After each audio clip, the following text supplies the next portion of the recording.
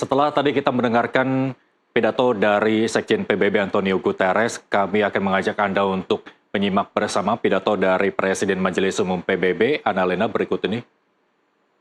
If we stop doing the right thing, evil would prevail. This 80th session is not about big celebrations. It's about finding the resolve not to give up, the resolve to be better together. Just as our predecessors did 8 decades ago. This institution was born a world on fire and desperate for reprieve.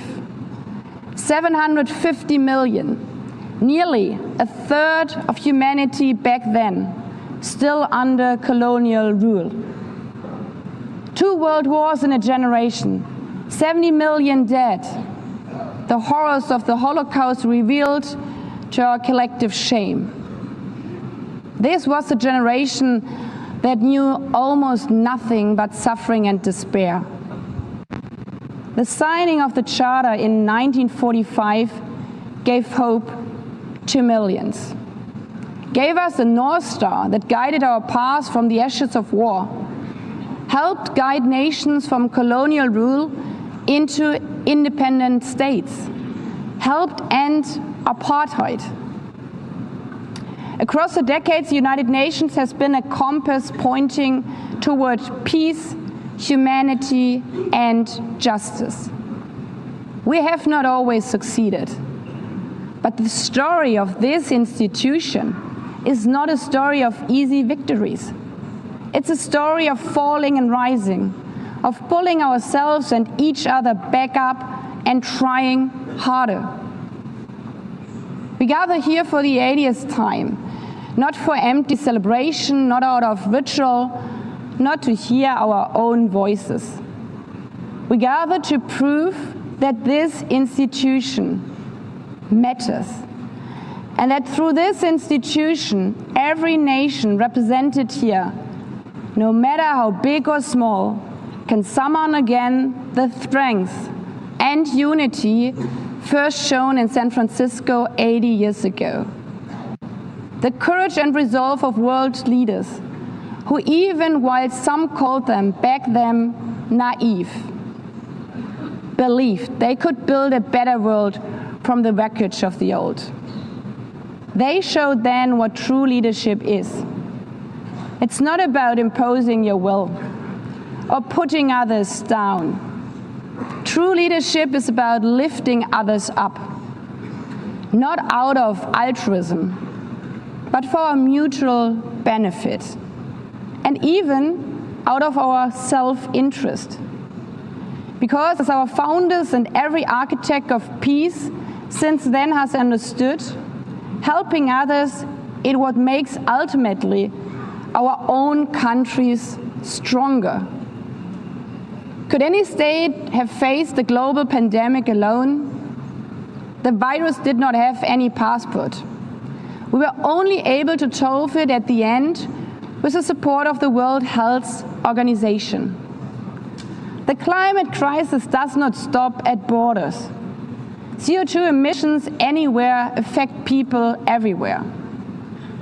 Even the wealthiest cities in the world cannot shield themselves from wildfires. And imagine coming here by plane, how safe would you feel to step into the next airplane if there were no International Civil Aviation Organization anymore, which is responsible for setting safety regulations for 5 billion passengers each year? How comfortable would you be with your children using the internet while AI is uncontrolled and unchecked? As the lines between what is real and fake start to blur. In this globalized, digitalized world, we work together or we suffer alone. Excellencies, the theme of this milestone session and the high-level week is therefore better together. 80 years and more for peace, development, and human rights. Will living up to that be easy? No. But this hall was not built for easy times. It was built to come together to confront the hardest topics. This session is a session where the high-level week is about resolving differences. We showed some of it yesterday already. But even the house of dialogue and diplomacy needs a renovation. That is why the UN80 initiative and the wider reform process are not luxuries, but necessities. We are literally now at a crossroads, a make it or break it moment, politically, financially. Therefore, we have to deliver a United Nations that is agile, cost-effective, and fit for purpose. Member States have to give the Secretary General and this process their full support, because reform cannot stop in New York. It must carry through to every capital. That includes delivering the Pact for the Future and accelerating progress on the Sustainable Development Goals. Again, this is not about charity.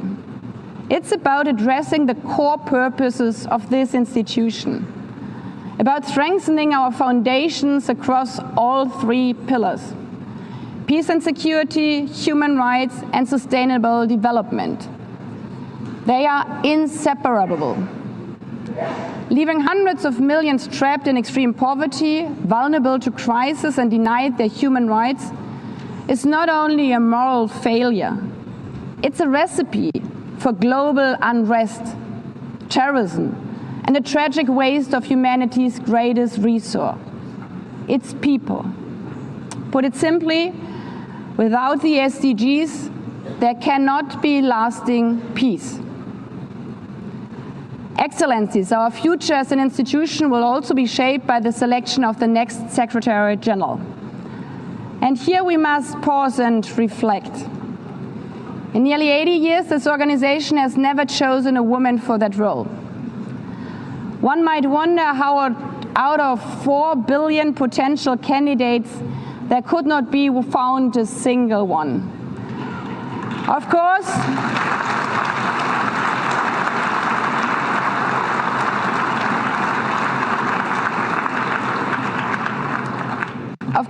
the choice rests with member states.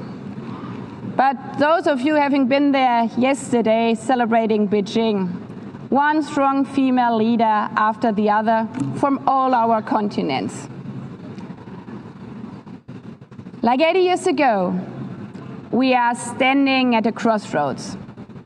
And it's up to us, to every single member state, to live up to the same leadership as your predecessors did. To act when action is needed. To uphold the principles of our charter. To be better together. To show the people around the world that this United Nation is there. Today, tomorrow, and for the next 8 decades. Because, after all, it's the life insurance for every country. Thank you.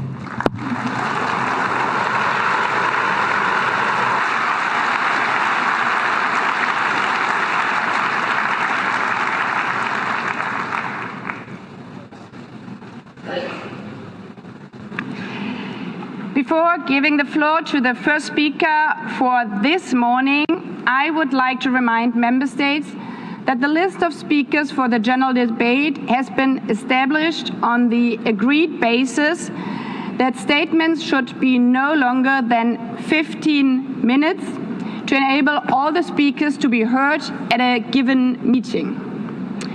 Within this time frame, I would like to appeal to speakers to deliver their statements at a reasonable pace so that interpretation into the other official languages may be provided properly.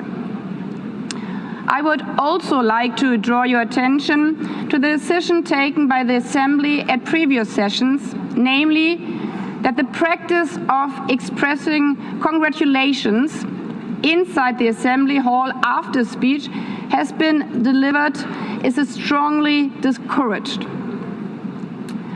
After delivering their statements from the rostrum, speakers are invited to exit the hall through room JA200, located behind the podium, before returning to their seats.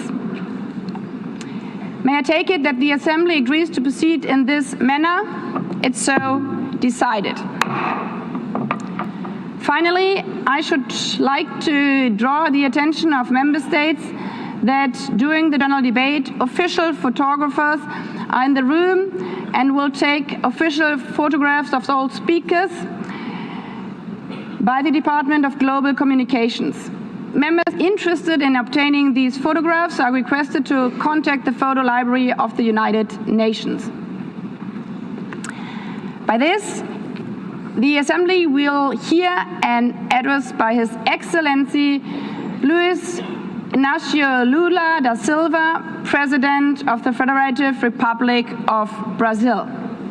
I request